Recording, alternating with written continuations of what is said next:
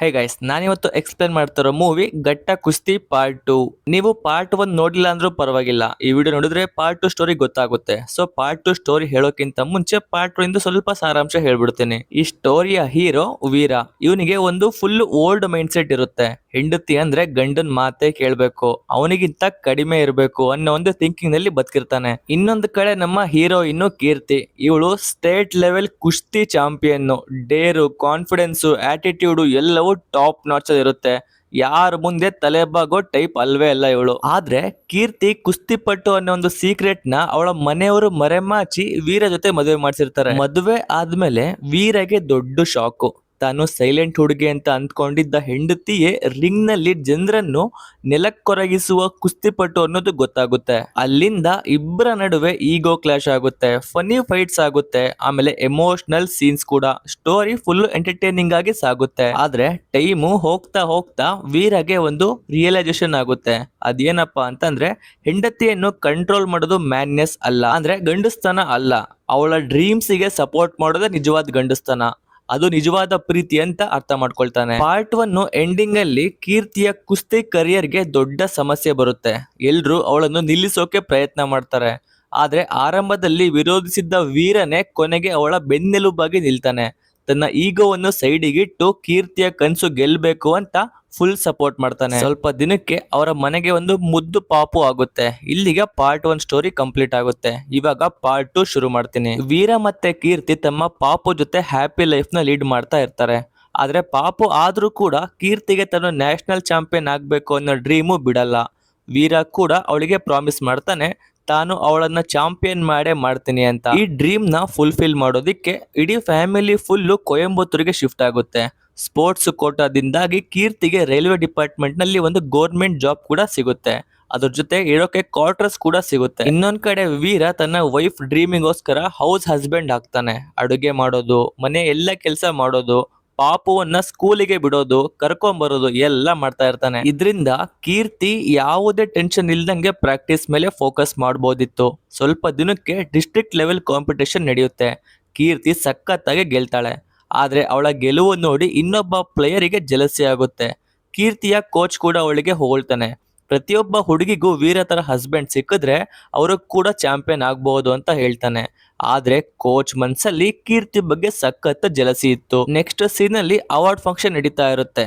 ಅಲ್ಲಿ ಎಲ್ಲ ವಿನ್ನರ್ಸಿಗೆ ಗೌರವ ಕೊಡ್ತಾರೆ. ಕೋಚು ಅನ್ಕೊಂಡಿರ್ತಾನೆ ಮಿನಿಸ್ಟರ್ ಬಂದ್ಬಿಟ್ಟು ಅವನ ಕೈಯಲ್ಲೇ ಮೆಡಲ್ ಕೊಡ್ತಾರೆ ಅಂತ. ಆದ್ರೆ ಮಿನಿಸ್ಟರಿಗೆ ಏನೋ ಅರ್ಜೆಂಟ್ ಇತ್ತು, ಅದಕ್ಕಾಗಿ ಕೀರ್ತಿ ಕೈಯಲ್ಲಿ ಮಾತ್ರ ಮೆಡಲ್ ಕೊಟ್ಟು ಹೊರಟೋಗ್ತಾರೆ. ಇದರಿಂದ ಕೋಚ್ಗೆ ಅವನ ಫ್ಯಾಮಿಲಿ ಎದುರೇ ಅವಮಾನ ಆಗುತ್ತೆ. ಅದಾದ್ಮೇಲೆ ಮೀಡಿಯಾ ಇಂಟರ್ವ್ಯೂನಲ್ಲಿ ಕೀರ್ತಿಯನ್ನ ಅವಳ ಗೆಲುವಿನ ರಹಸ್ಯ ಕೇಳ್ತಾರೆ. ಕೋಚ್ಗೆ ಅನ್ಸ್ತಾ ಇರುತ್ತೆ ಕೀರ್ತಿ ಅವನ ಹೆಸರು ಹೇಳ್ತಾಳೆ ಅಂತ. ಆದ್ರೆ ಕೀರ್ತಿ ಹೇಳ್ತಾಳೆ ಅವಳ ಗೆಲುವಿಗೆ ಮುಖ್ಯ ಕಾರಣ ಅವಳ ಹಸ್ಬೆಂಡು ವೀರ, ಅವನೇ ಪ್ರತಿಯೊಂದು ಸ್ಟೆಪ್ ಅಲ್ಲೂ ನನಗೆ ಸಪೋರ್ಟ್ ಮಾಡಿರೋದು ಅಂತ ಹೇಳ್ತಾಳೆ. ಇದನ್ನ ಕೇಳ್ಬಿಟ್ಟು ಕೋಚ್ಗೆ ಒಳಗಡೆ ಸಖತ್ತು ಕೋಪ ಬರುತ್ತೆ. ಅಸಲಿಗೆ ಸ್ಪೋರ್ಟ್ಸ್ ಕೋಟಾದಲ್ಲಿ ಸತತವಾಗಿ ಗೆಲ್ಲೋ ಪ್ಲೇಯರ್ಸಿಗೆ ಪ್ರಮೋಷನ್ ಸಿಗುತ್ತೆ. ಆದ್ರೆ ಕೋಚು ಹಲವು ವರ್ಷಗಳಿಂದ ಒಂದೇ ಪೋಸ್ಟ್ ನಲ್ಲಿ ಸ್ಟಕ್ ಆಗಿದ್ದಾನೆ ಪಾಪ. ಇತ್ತ ಕೀರ್ತಿ ಸತತವಾಗಿ ಗೆಲ್ತಾನೆ ಇರ್ತಾಳೆ. ಅದಕ್ಕೆ ಕೋಚು ಡಿಸೈಡ್ ಮಾಡ್ತಾನೆ ಇನ್ಯಾರೋ ಹೊಸ ಪ್ಲೇಯರ್ ನ ರೆಡಿ ಮಾಡಿ ಅದರಿಂದಲೇ ಕೀರ್ತಿಯನ್ನು ಸೋಲ್ಸ್ಬೇಕು ಅಂತ. ಇನ್ನೊಂದ್ ಕಡೆ ವೀರ ಪ್ರತಿದಿನ ಪಾಪುವನ್ನ ಸ್ಕೂಲಿಗೆ ಬಿಡೋಕೆ ಹೋಗ್ತಾನೆ. ಅಲ್ಲಿ ಅವನಿಗೆ ಉದ್ದ ಕೂದಲಿದ್ದ ಮಲಯಾಳಂ ಟೀಚರು ಭೇಟಿ ಆಗ್ತಾಳೆ. ಸೊ ನೀವು ಪಾರ್ಟ್ 1 ನೋಡಿಲ್ಲ ಅಂತಂದ್ರೆ ಆಕ್ಚುಲಿ ವೀರಂಗೆ ಉದ್ದ ಕೂದಲಿರೋ ಹುಡುಗಿರು ತುಂಬಾನೇ ಇಷ್ಟ. ಆ ಉದ್ದ ಕೂದಲು ನೋಡಿ ವೀರ ಅವಳ ಜೊತೆ ಮಾತಾಡೋಕೆ ಶುರು ಮಾಡ್ತಾನೆ. ಇದನ್ನೆಲ್ಲ ಪಾಪು ನೋಡ್ಬಿಟ್ಟು ಮನೆಗ್ ಬಂದು ಅವಳ ಅಮ್ಮ ಕೀರ್ತಿ ಹತ್ರ ಹೇಳ್ತಾಳೆ. ಇದನ್ನ ಕೇಳಿ ಕೀರ್ತಿಗೆ ಡೌಟ್ ಶುರುವಾಗುತ್ತೆ. ನೆಕ್ಸ್ಟ್ ಡೇ ಅವಳೇ ಪಾಪುವನ್ನ ಸ್ಕೂಲಿಗೆ ಬಿಡೋಕೆ ಹೋಗ್ತಾಳೆ. ಕೆಲವೇ ದಿನಕ್ಕೆ ಸ್ಕೂಲ್ ನ ಆನ್ಯುವಲ್ ಡೇ ಫಂಕ್ಷನ್ ಕೂಡ ಬರುತ್ತೆ. ಕೀರ್ತಿ ಅನ್ಕೊಂಡಿರ್ತಾಳೆ ಪಾಪು ಯಾವ್ದಾದ್ರು ಸ್ಪೋರ್ಟ್ಸ್ ಇವೆಂಟ್ ನಲ್ಲಿ ಪ್ರೈಸ್ ನ ಗೆಲ್ತಾಳೆ ಅಂತ. ಆದ್ರೆ ಅಚಾನಕ್ ಆಗಿ ಅಲ್ಲಿ ಪಾಪು ಡ್ಯಾನ್ಸ್ ಪರ್ಫಾರ್ಮೆನ್ಸ್ ಮಾಡ್ತಾ ಸ್ಟೇಜ್ ಮೇಲೆ ಬರ್ತಾಳೆ. ಅವಳ ಜೊತೆ ವೀರ ಮತ್ತೆ ಅದೇ ಟೀಚರ್ ಕೂಡ ಡ್ಯಾನ್ಸ್ ಮಾಡ್ತಾ ಇರ್ತಾರೆ. ಇದನ್ನ ನೋಡಿ ಕೀರ್ತಿಗೆ ಸಖತ್ ಸಿಟ್ಟು ಬರುತ್ತೆ. ಆಗ ಅಲ್ಲಿ ಒಬ್ರು ಟೀಚರ್ ಇರ್ತಾರೆ. ಅವರು ಬಂದು ಹೇಳ್ತಾರೆ ಅವಳ ಪಾಪು ಓದೋದ್ರಲ್ಲಿ ಅಷ್ಟೇನು ಇಲ್ಲ ರೀ, ಆದ್ರೆ ಡ್ಯಾನ್ಸ್ ನಲ್ಲಿ ಸಖತ್ ಟ್ಯಾಲೆಂಟೆಡ್ ಅಂತ ಹೇಳ್ತಾರೆ. ಅವಾಗ್ಲೇ ಕೀರ್ತಿಗೆ ಗೊತ್ತಾಗೋದು ವೀರ ಇಲ್ಲಿವರೆಗೂ ಪಾಪುವಿನ ಎಲ್ಲಾ ತರಲೆ ಮತ್ತೆ ಓದಿನ ಸತ್ಯವನ್ನು ಅವಳ ಹತ್ರ ಮುಚ್ಚಿಟ್ಟಿದ್ದ ಅಂತ. ಈ ವಿಷಯಕ್ಕೆ ಗಂಡ ಹೆಂಡತಿ ಮತ್ತೆ ದೊಡ್ಡ ಜಗಳ ಮಾಡ್ತಾರೆ. ಇವಾಗ ಕೀರ್ತಿ ಡಿಸೈಡ್ ಮಾಡ್ತಾಳೆ ಇನ್ಮೇಲೆ ಪಾಪುವಿನ ಫುಲ್ ರೆಸ್ಪಾನ್ಸಿಬಿಲಿಟಿ ಅವಳೇ ತಗೋಬೇಕು ಅಂತ.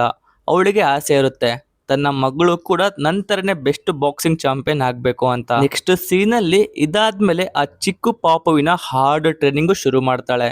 ಪ್ರತಿದಿನ ಬೆಳಗ್ಗೆ ಬೇಗ ಏಳೋದು, ರನ್ನಿಂಗ್ ಮಾಡೋದು, ಎಕ್ಸರ್ಸೈಸ್ ಮಾಡಿಸೋದು ಅಷ್ಟೇ ಅಲ್ಲ, ಮತ್ತೆ ಸ್ಟ್ರಿಕ್ಟ್ ಡಯಟ್ ಕೂಡ ಫಾಲೋ ಮಾಡೋದು ಅವಳ ಡೈಲಿ ರೂಟೀನ್ ಆಗುತ್ತೆ. ಆದ್ರೆ ಪಾಪುಗೆ ಅದೆಲ್ಲ ತಡ್ಕೊಳಕ್ಕೆ ಆಗ್ತಾ ಇಲ್ಲ. ಪ್ರತಿದಿನ ತನ್ನ ಅಪ್ಪನ ಹತ್ರ ಹೋಗಿ ಹೇಳ್ತಾ ಇರ್ತಾಳೆ, ಅಪ್ಪ ನನಗೆ ಇವೆಲ್ಲ ಆಗಲ್ಲ ಅಂತ.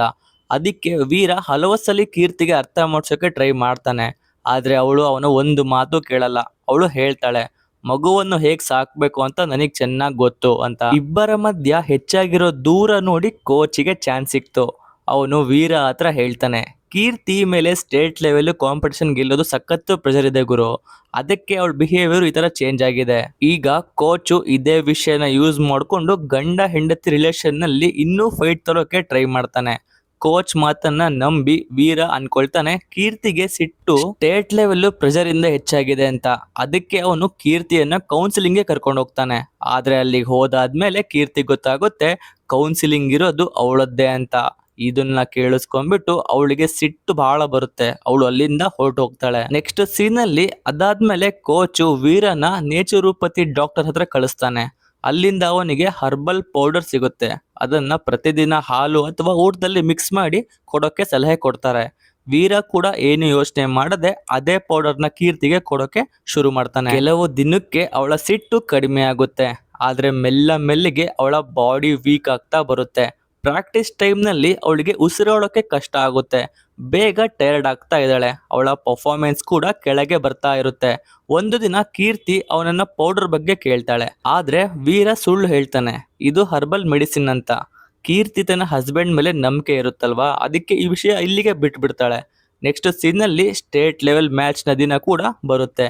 ಇತ್ತ ಮಲಯಾಳಂ ಟೀಚರು ವೀರನ ಕುಕಿಂಗ್ ಕಾಂಪಿಟೇಷನ್ ನಲ್ಲಿ ಪಾರ್ಟಿಸಿಪೇಟ್ ಮಾಡೋಕೆ ಹೇಳ್ತಾಳೆ. ಅದಕ್ಕೆ ಅವಳ ಮಾತು ಕೇಳ್ಬಿಟ್ಟು ವೀರ ತನ್ನ ವೈಫ್ ನ ಮ್ಯಾಚ್ ಬಿಟ್ಟು ಕಾಂಪಿಟೇಷನ್ಗೆ ಹೋಗ್ತಾನೆ. ಇತ್ತ ಮ್ಯಾಚ್ ನಲ್ಲಿ ಕೀರ್ತಿಯ ಹೆಲ್ತ್ ಕೆಡುತ್ತೆ. ಅವಳಿಗೆ ತಲೆ ಸುತ್ತು ಬರುತ್ತೆ. ಕೊನೆಗೆ ಅವಳು ಸೋಲ್ತಾಳೆ. ಮೆಡಿಕಲ್ ರಿಪೋರ್ಟ್ ನಲ್ಲಿ ಗೊತ್ತಾಗುತ್ತೆ ಅವಳ ಬ್ಲಡ್ ನಲ್ಲಿ ಬ್ಯಾಂಡ್ ಸಬ್ಸ್ಟೆನ್ಸ್ ಮಿಕ್ಸ್ ಆಗಿದೆ ಅಂತ.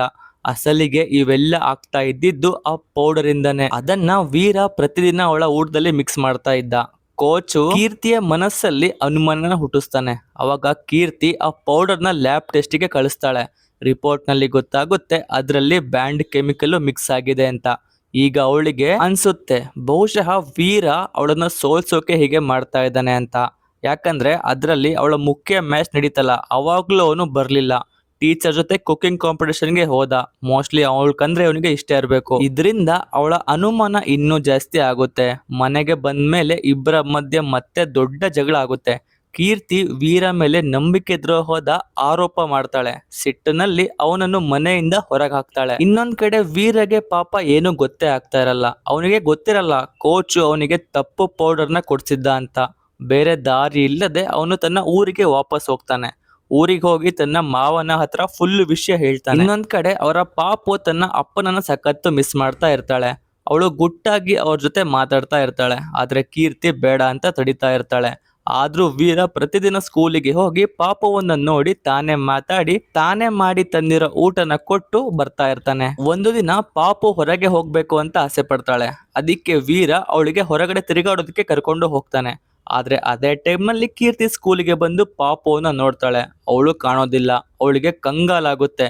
ಆಗ ವೀರ ಪಾಪುವನ್ನು ಕರ್ಕೊಂಡು ವಾಪಸ್ ಬರ್ತಾನೆ. ಆ ಪಾಪು ನನಗೆ ಅಪ್ಪ ಬೇಕು ಅಂತ ಜಿಡ್ ಮಾಡ್ತಾ ಇರ್ತಾಳೆ. ಸಿಟ್ನಲ್ಲಿ ಕೀರ್ತಿ ಅವಳಿಗೆ ಹೊಡಿತಾಳೆ.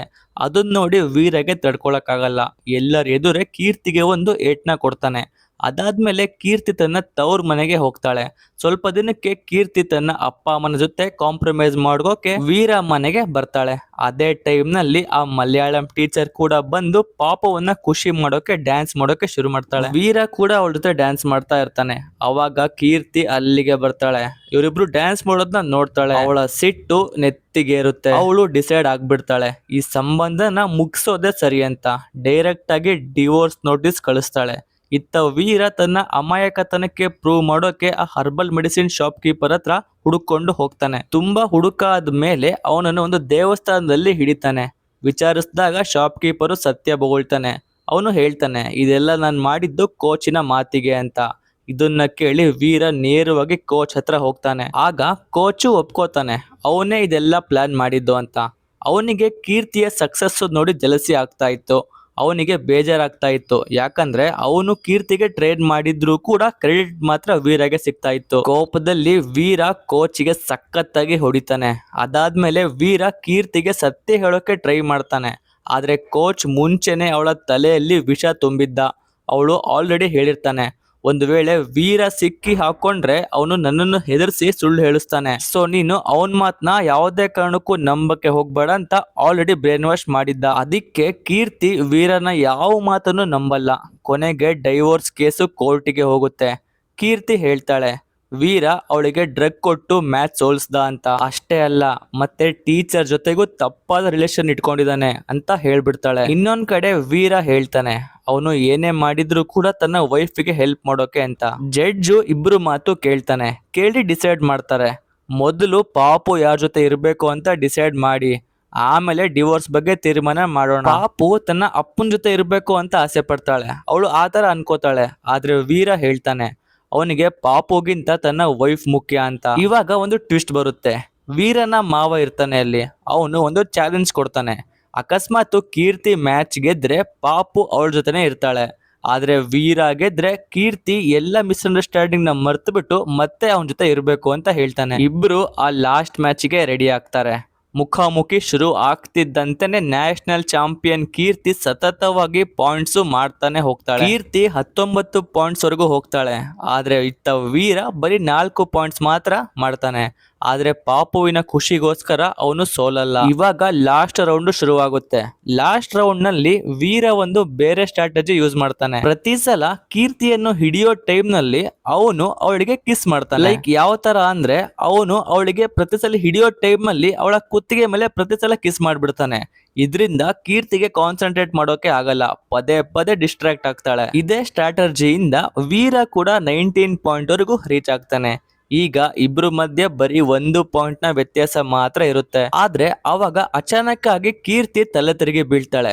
ಮೊದ್ಲು ಎಲ್ರಿಗೂ ಅನ್ಸುತ್ತೆ ಬಹುಶಃ ವೀರನೇ ಮತ್ತೆ ಏನೋ ಕಿರಿಕ್ ಮಾಡಿರ್ಬೋದು ಅಂತ. ಆದ್ರೆ ಅವಾಗ ಒಬ್ಳು ಹೆಂಗಸ್ ಬಂದು ಚೆಕ್ ಮಾಡಿ ಹೇಳ್ತಾಳೆ ಕೀರ್ತಿ ಪ್ರೆಗ್ನೆಂಟ್ ಅಂತ. ಇದು ಕೇಳಿ ಮತ್ತೆ ಮೊಹಾಲು ಫುಲ್ಲು ಚೇಂಜ್ ಆಗುತ್ತೆ. ಮ್ಯಾಚ್ ಕೂಡ ಅಲ್ಲೇ ನಿಲ್ಲುತ್ತೆ. 1 ವರ್ಷಕ್ಕೆ ಕೀರ್ತಿ ಟ್ವಿನ್ಸಿಗೆ ಜನ್ಮ ನೀಡ್ತಾಳೆ. ಈಗ ವೀರ, ಕೀರ್ತಿ ಮತ್ತೆ ಅವರ 3 ಪಾಪುಗಳು ಹ್ಯಾಪಿಯಾಗಿ ಜೊತೆಗಿರ್ತಾರೆ. ವೀರ ಮತ್ತೊಂದ್ಸಲಿ ತನ್ನ ವೈಫಿಗೆ ಫುಲ್ಲು ಸಪೋರ್ಟ್ ಮಾಡ್ತಾನೆ.